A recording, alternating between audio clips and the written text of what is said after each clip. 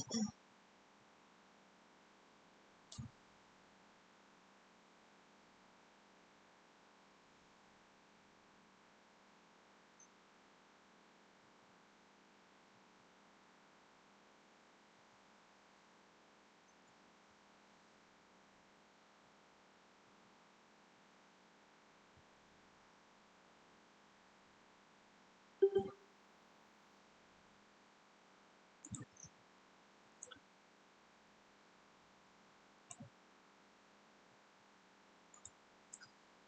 evening and welcome to today's session for the subject Urban Governance and Development Management. I am waiting for learners to join, so I'll wait for some more time. Uh, see if anyone joins, and I'll start the session in.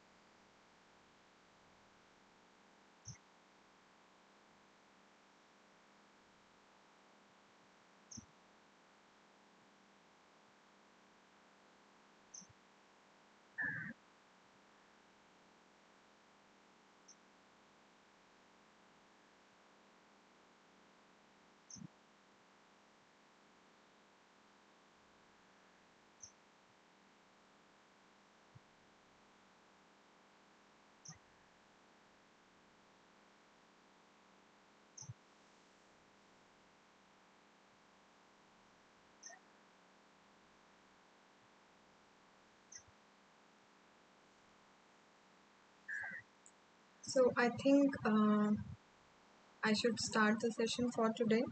So welcome to today's session. So this is session 9 for week 9 of lectures. So we will be covering some practice questions related to whatever has been covered in 9.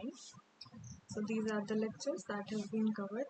So this week of lectures predominantly focuses on centrally sponsored schemes. So that would be one lecture on in general description or general introduction to what centrally sponsored schemes are, and then individual lectures on different schemes. So one lecture on Amrut, another on the Smart City Mission, another on Swachh Bharat Mission and Hriday, and another lecture on the PMAY and M. So as you might already know that all of these are different examples of centrally sponsored schemes. Centrally sponsored schemes basically are programs or initiatives that are launched and primarily funded by the central government, but they are implemented by the state governments, and they focus on specific sectors and are designed to address certain development priorities, with the states also contributing a part of the funding. And uh, these schemes are really important, as you might have seen in earlier sessions also, where we were discussing that how the ULBs finance the urban development projects. So centrally sponsored schemes are an important source from where the ULBs can get finance for implementation of any kind of uh, urban development projects.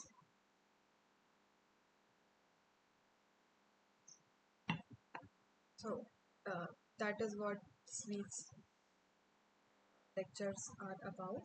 So we'll start with the first two questions. So these questions talk about uh, housing, or specifically different housing programs or programs targeted towards making housing more affordable to the people who are residents of urban areas.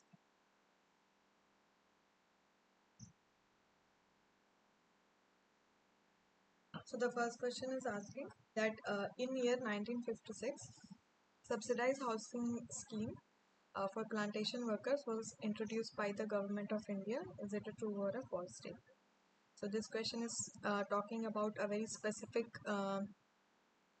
housing plan, or a plan for making housing more affordable to people, uh, and that is the housing scheme for plantation workers. And the second question is asking that government of India's role towards housing has been transformed from provider to enabler to facilitator over the last 6 decades, whether the statement is true or false.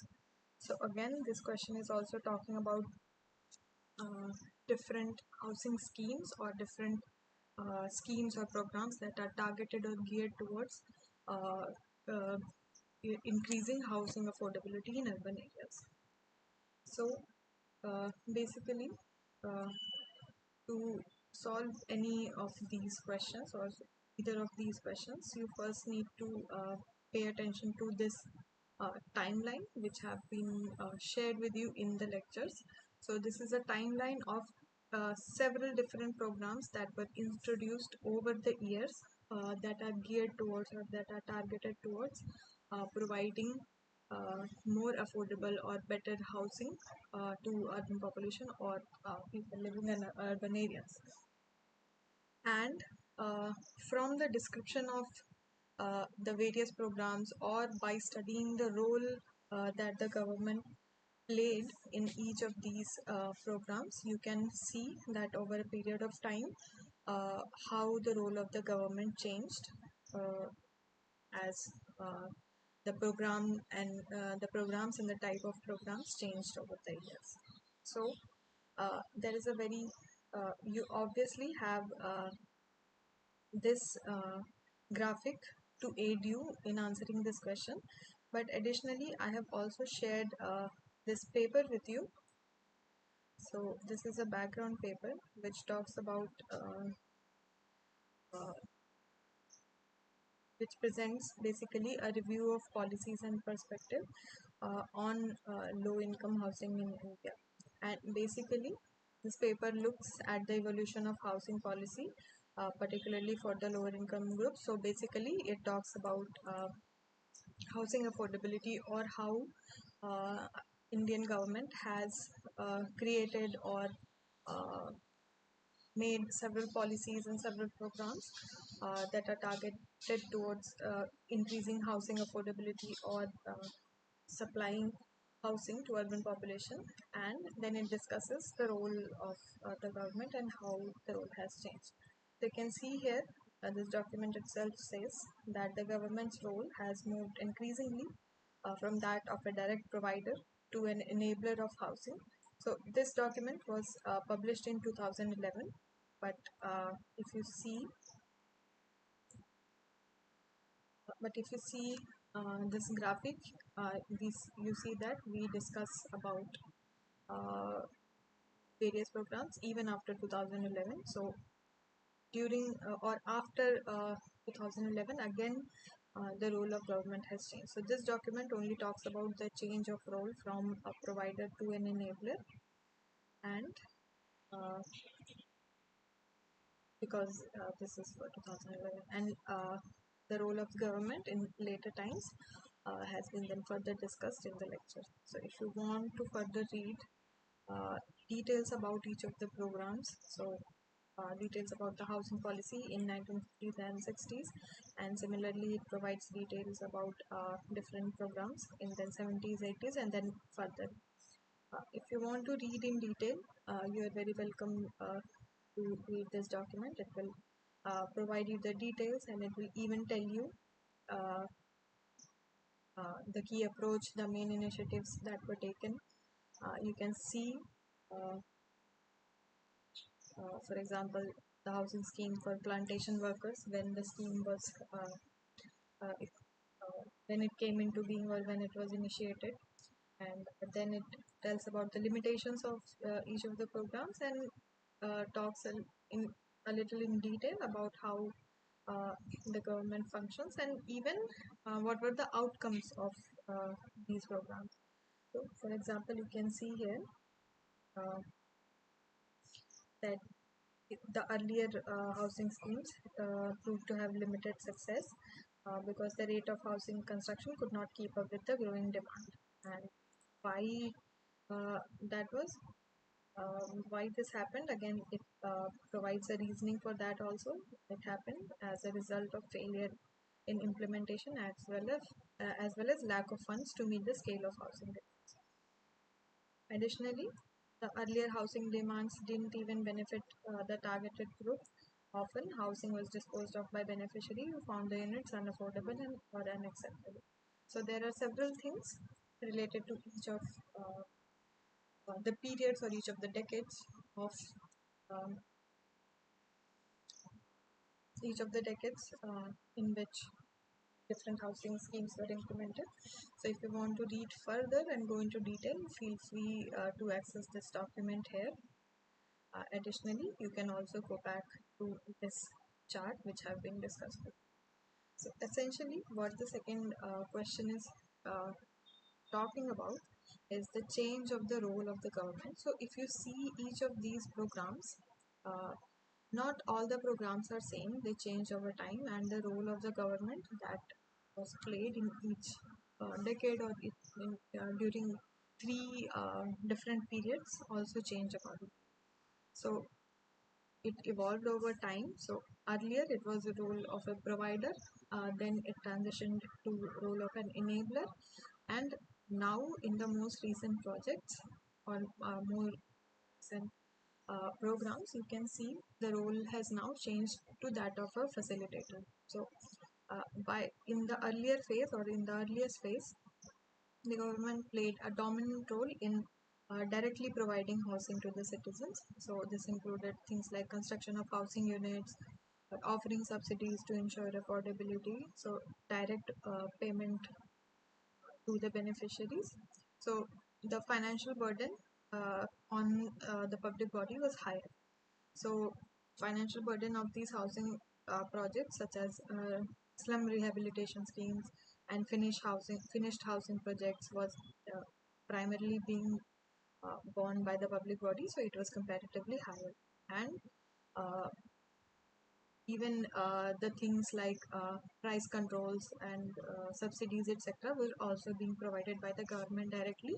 So they directly played the role of a provider instead of eliciting help uh, from a private party who can help finance or fund the housing projects. Even the role of building or rehabilitation or many things like that were again came under the purview of the public body itself. So again, the role initially in the initial housing schemes was quite different, and it was that of a provider. Then came the second stage, where the government's uh, role was that of an enabler. As the focus shifted, uh, uh, the government's approach evolved to include cost effective or cost recovery and cross subsidization kind of techniques, which encourage the participation of private sector in housing provision. So initiatives like in situ slum upgradation and site and services program, they became and also during this time a formal housing finance sector, including uh, institutions like HUDCO, National Housing Bank, and Housing Development and Finance Corporation further were introduced, which supported this transition by enabling citizens to access housing finance and enhance the role of private sector in housing. So in this case, uh, uh, the burden of bearing the costs related to funding the project was then shifted from the government to private partners or housing or to the housing finance sector, or through methods like cross subsidization or cost recovery and things like that. So essentially, government still uh, monitored or uh, regulated these kind of housing schemes, but its role was only of an enabler and not of a provider as earlier. And in the most recent projects or in the most recent housing schemes, the government's role has still further changed. So currently, the government's role is more of a facilitator, where the private sector plays a larger role in housing provision. So this involves things like devolution of responsibilities related to housing and poverty alleviation is then given to the urban local body instead of it being the job for the state or central government, and ULBs are allowed for more localized and more efficient governance, and the role of the central and state government is more related to integrating the various piecemeal projects into a more cohesive urban housing strategy, and into streamlining all different efforts to ensure that housing needs are met through collaborative efforts between the public and private sectors. So this is how the role of government has changed over time. Another important concept which you need to understand in this is the concept of cross subsidization, because that crops up again and again whenever you are talking about housing affordability, or how land can be used as a resource, or cross subsidization can be done among different income groups in order to use it as a financial strategy to fund more affordable housing for the lower income groups. So cross subsidization is basically a financial strategy where the cost of providing a product or a service is uh, uh, to one group of people is offset by charging higher prices to another group. So, in the context of housing, cross subsidization means that using profits or higher charges from the wealthier segments of the group, or from commercial developments, etc., to subsidize housing for the lower income groups.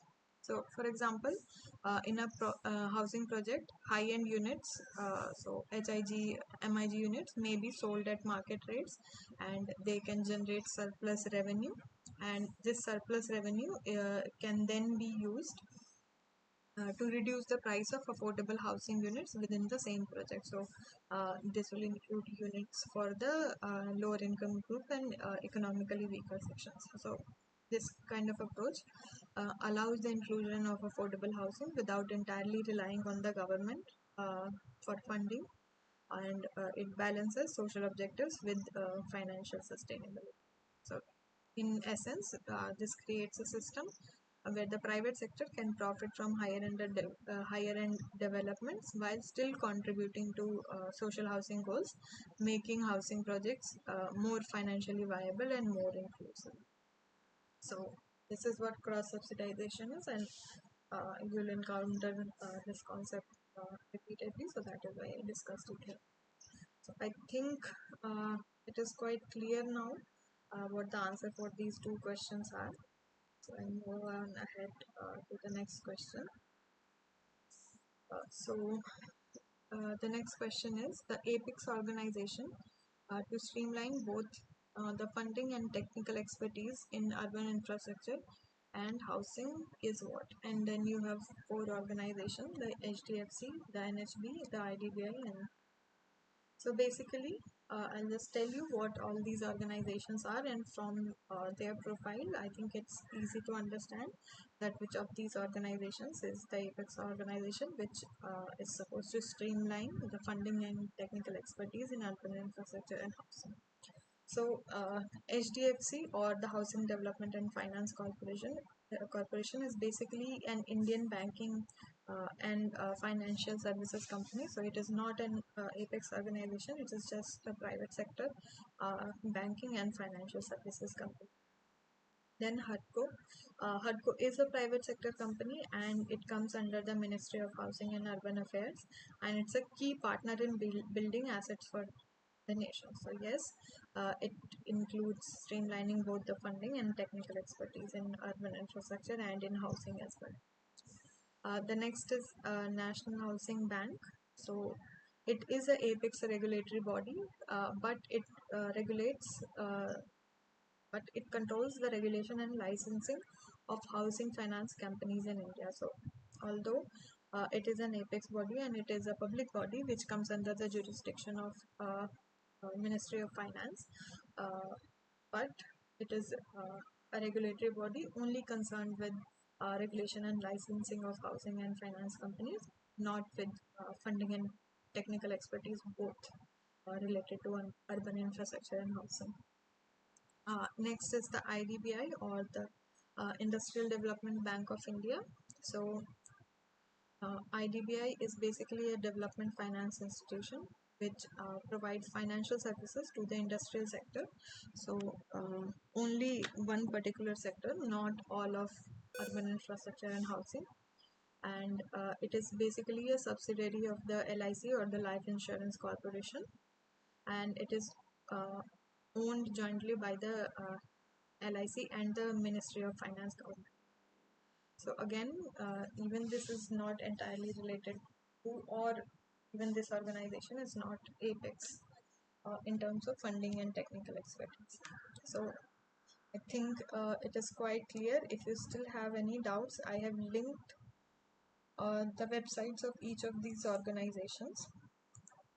So you can just click through to these links, and you can read about these organizations, what they are, what their profile is like, and things like that. And I think that can give you a very clear idea of whether they are what this question is asking or not. So, for example, this is HUDCO's website.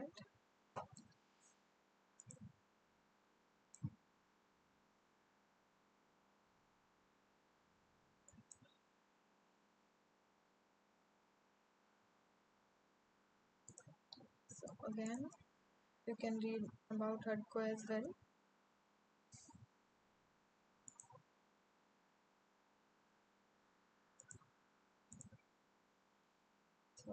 I hope help.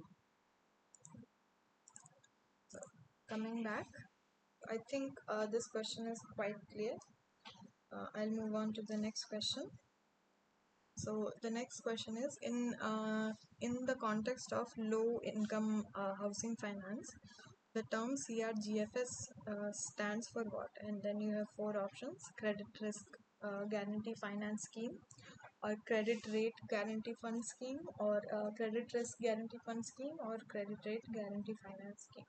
So basically, this question is talking about a scheme that was introduced with the Rajiv Awas Yojana in 2012. So this scheme was introduced in 2012 in pursuance of the approval of the Rajiv Awas Yojana scheme by the Cabinet Committee of Economic Affairs in June 2008. So the Rajiv Awas Yojana was basically introduced for the lower income group of people. So many a time the lower income group people do not have a very credit worthy profile, and it is quite difficult for them to get loans from banks or other financial institutions to fund their housing needs, or to fund construction of their house, or uh, to fund them getting a house. So that is why this CRGFS scheme was introduced to make or to facilitate credit enablement of the urban poor and ensure flow of institutional finance for affordable housing for the uh, uh, lower income group. So this scheme basically enabled the creation of a risk guarantee fund for low income housing, uh, for people from low income groups to get low income housing loans. So the key principle of this is that the scheme uh, enables the lender to secure housing construction or housing upgradation loan purely on the assets that are financed without any other collateral. So usually when we go to a bank seeking uh, a loan, if we don't have we are not very credit worthy, then we put in some collateral in order to ensure that we get the loan in lieu of the collateral that we submitted. But in this case, what the government introduced what they introduced was, instead of having an additional collateral, the thing on which, or the housing on which the money or the loan is going to be spent, that asset itself would be considered as a collateral for securing this kind of loan. So this is what the scheme was for. So I think uh, I have provided a good enough background for the scheme for you to understand. I have even linked uh, two website of two banks which provide these schemes uh, for low income group people to get loans using these schemes. So if you have still any doubts about the scheme, or if you still want to read further, you can click on through and go here.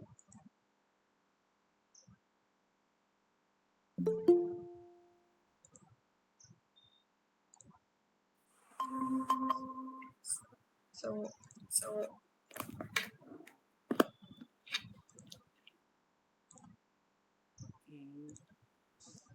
like you can see here, this is the website of Bank of Baroda, and this is their website for the credit risk guarantee fund scheme for low income housing. So if you want, you can read further about the scheme on their website. So uh, what are the benefits that they provide according to the schemes, what are the features that they offer, what is the eligibility of a low income person to get a housing loan, or to get a loan from this kind of institution under such kind of project. So this is an example of Bank of Baroda. Additionally, I have also provided an example of the National Housing Bank. So if you just click on through to here, it will take you to the website of the National Housing Bank. So you can see the credit risk guarantee fund for low income group. This is the latest document, and then even what changes have been made. So if there are increase in the eligible housing loan amount, things like that. So you can download these documents and read further if you'd like to further learn or get to know about these kind of housing finance scheme that have been introduced by the government in order to make or facilitate credit for lower income. So I think that is quite clear. I'll move on to the next question. So the next question is that PMAY or the Pradhan Mantri Awas Yojana is a mission started by the government of India with the main aim of what? So is it the main aim is housing for better economy, or is it inclusive housing, or is it for rental housing, or is it housing for all?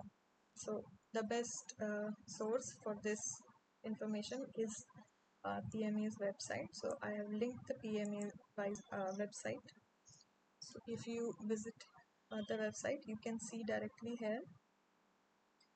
It tells you about the PMAY, and you can see here that the Pradhan Mantri Awas Yojana was launched in 2015, which intends to provide, then you can see, housing for all in urban areas by the year 2022.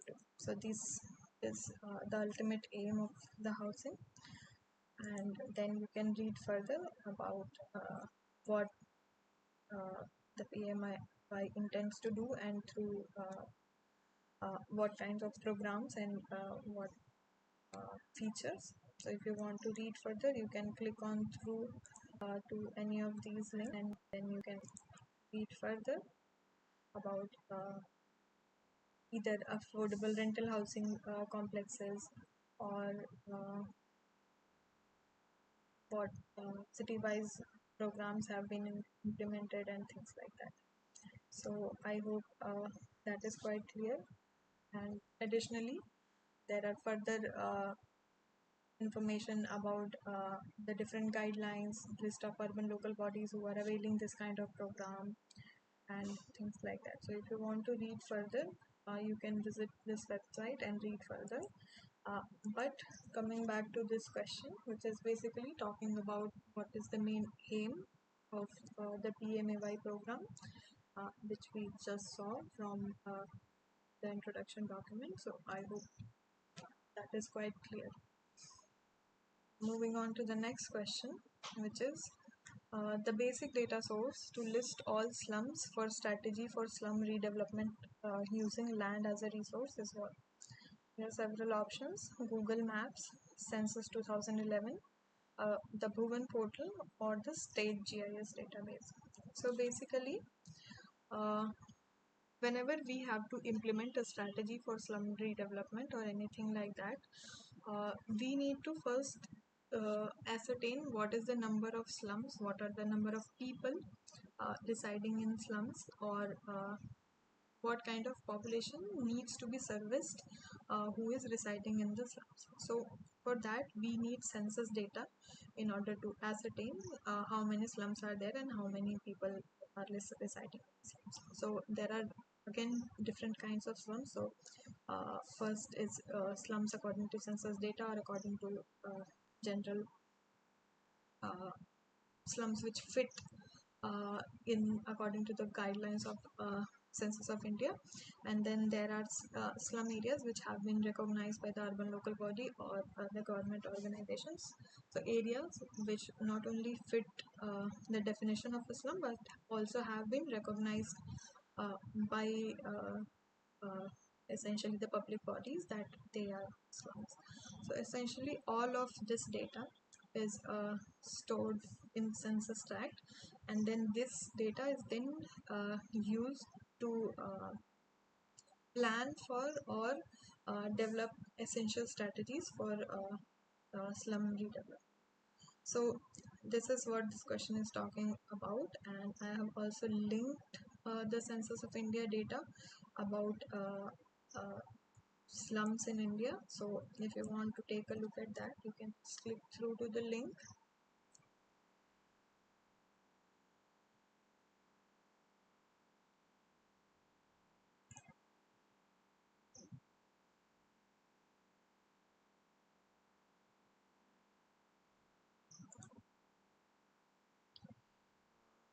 I'm not sure why this is not going through.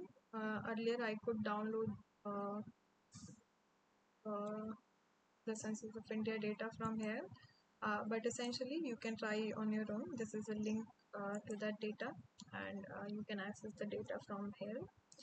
Uh, Another thing which this question is talking about is slum redevelopment using land as a resource.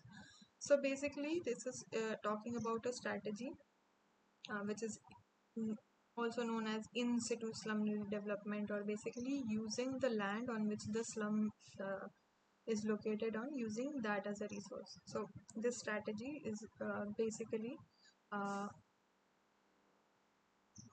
is a key approach to addressing urban housing challenges, and it aims to transform the slum area into formal housing while ensuring minimal displacement of the people who are residing in that slum.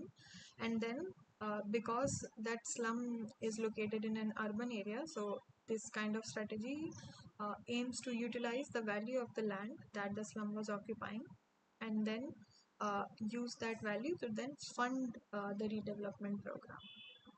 So the central idea is to leverage the high value of urban land that is occupied by slums. Uh, Rather than displacing the slum dwellers, the government and the private developers, who are usually part of such programs, use the land's market potential to finance the development. So in these kind of models, as you can see here, uh, slum dwellers are provided with formal housing on the same land in situ, while a proportion of the land is used for commercial or higher income housing projects.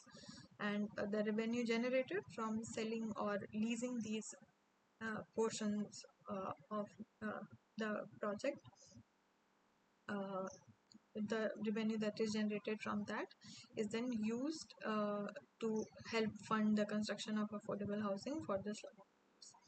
So this is basically what the concept that this question is talking about.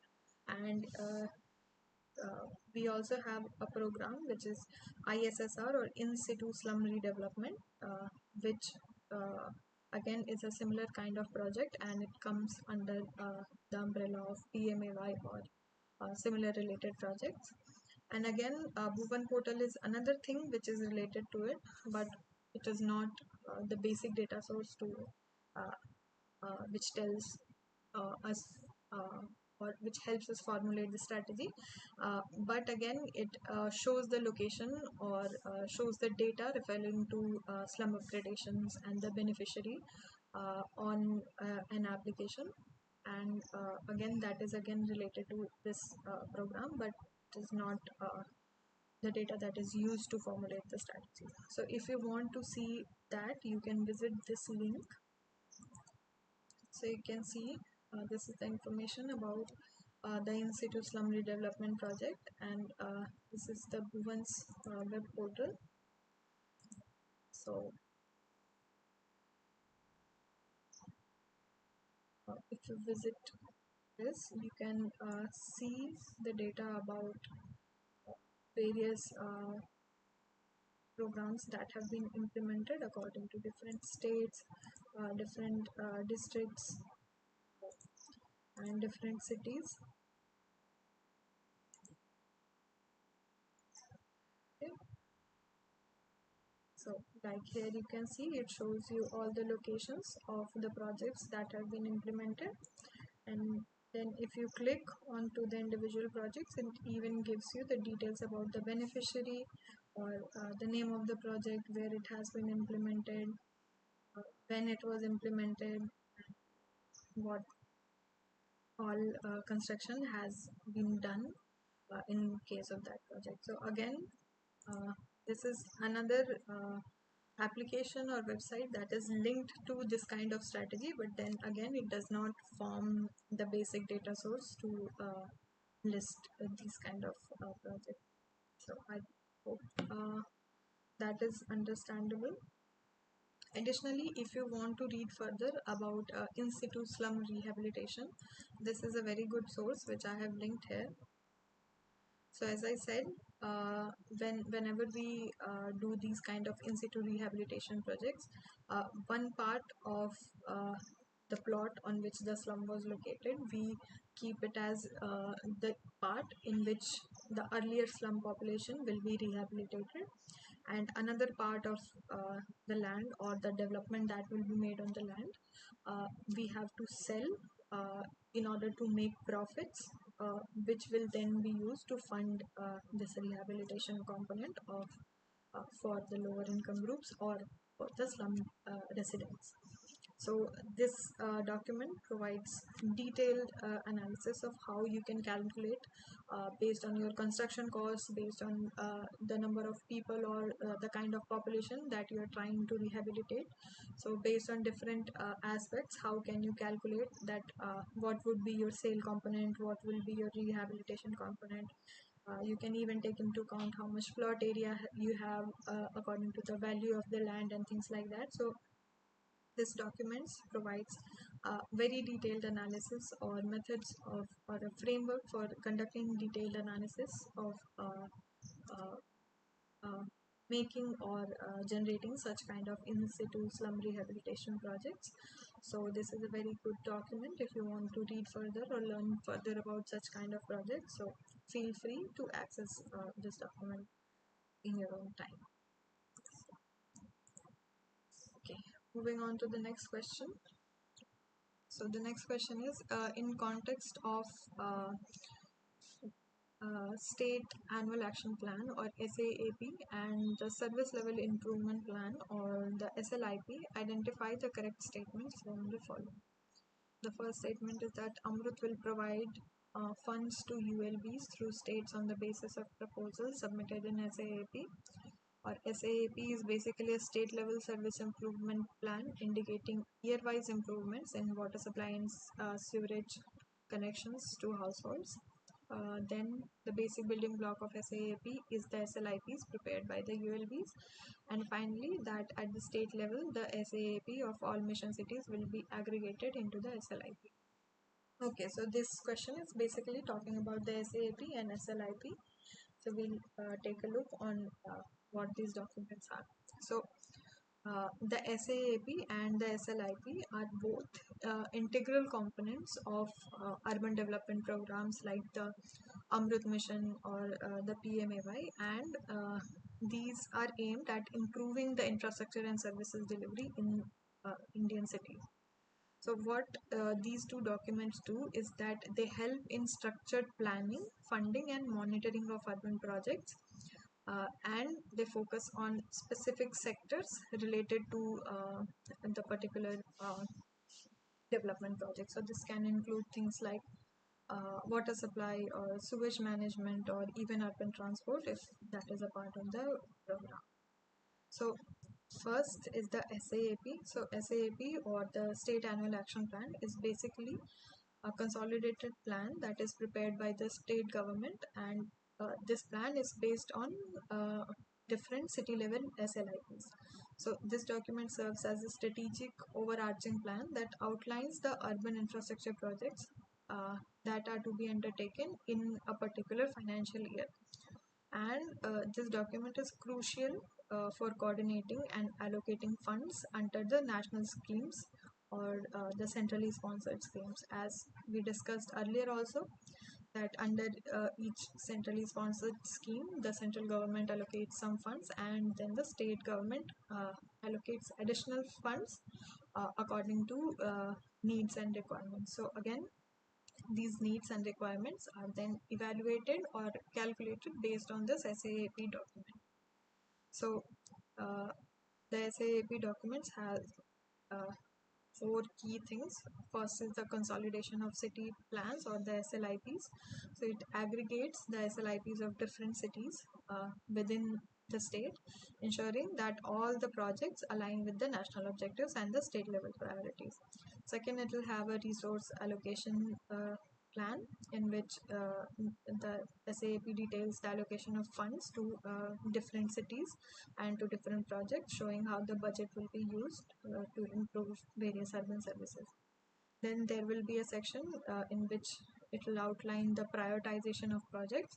So based on the needs and capacities of different cities, the SAAP will prioritize urban infrastructure projects for implementation, and that will be mentioned in that part. And finally, there will be a monitoring and reporting section in which the plan will serve or it will provide a tool for monitoring the progress of all the projects that are being implemented and how they will be reported back to the central government for accountability. So, this is what the SAAP is. So you can consider, like for example, under Amrut, the state SAAP would include projects for improving water supply or sewage networks or green spaces across the city for the coming year, and then it will detail out the financial and technical resources that are required for implementing these projects. Then you have the SLIP. So as just saw that SLIP is a city level document, and all the city level documents when consolidated then form a part of the SAAP. So the city level document, which is the SLIP, it identifies the gaps in urban infrastructure and service delivery, and it outlines specific projects which are aimed at improving those services. This document is prepared by the urban local body, so either the municipality or the municipal corporation or any other urban local body which is associated, and they provide certain things. First is the service delivery baseline. So this begins by assessing the current level of service provision in various areas like water supply or sanitation, things like that. And then it provides an assessment of how many uh, things like what level of service is there and what is still required. Then you have a section for gap analysis and target setting. So after identifying the deficiency, the SLIP sets specific improvement targets, and that is mentioned in this gap analysis and target setting part of the document. And finally, there is the project identification. So according to all the gaps, the ULB then identifies and details the infrastructure projects that are needed to meet these targets, specifying the technical, financial, and institutional aspects of all of these projects. So this is what an SLIP is. So this is basically the steps that are taken from first preparation of the SLIP and then to the preparation of SAAP. So each of the urban local bodies in a particular state will go through phase 1 of preparing their SLIPs, and then all the SLIPs will be then consolidated together to form that state's SAAP. So from the ULB then to the state. So this is what the relationship between the SLIP and the SAAP is. So I think it is quite clear, and I think you can identify which of these statements are correct.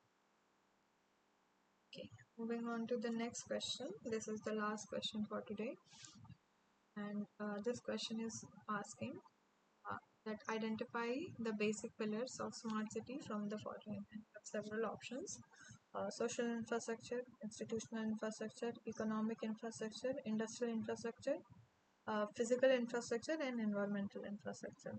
So you might have seen this figure in your lecture about smart city.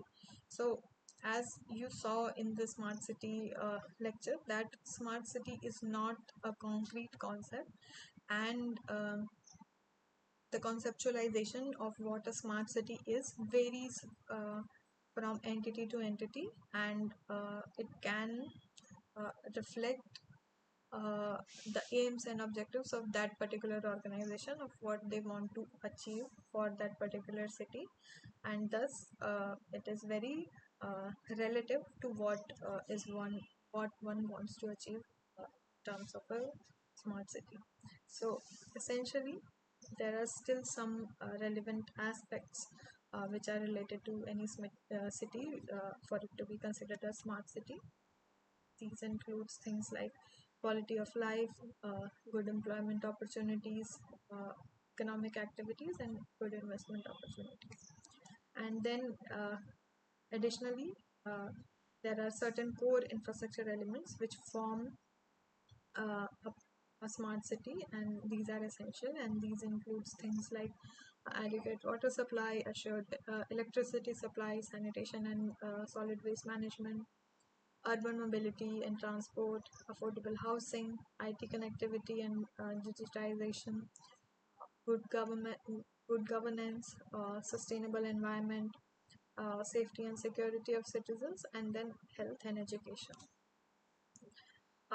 But all of these pertain to one or the other of these four kind of infrastructure, which form the key pillars of the smart city, which are quality of life, employment opportunity, investment opportunity, and economic activities.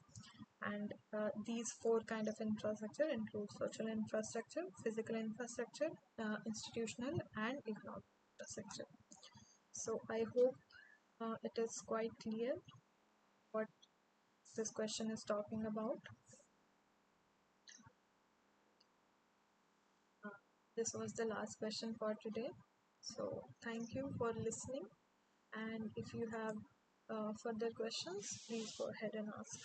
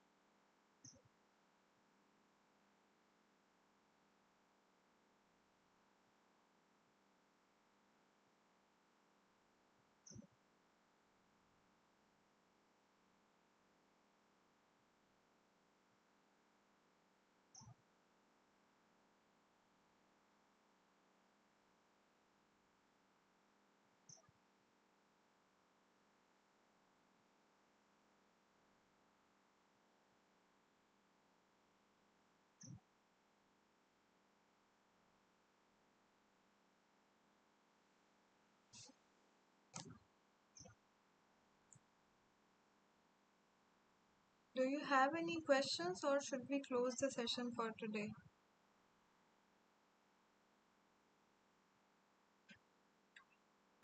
All right. Uh, we can close the session for the today. I mean, No questions? no question. No question? No question. Okay. Okay. Thank you for Thank attending. you for. Thank you for. And we'll meet again next Tuesday. So, thank you.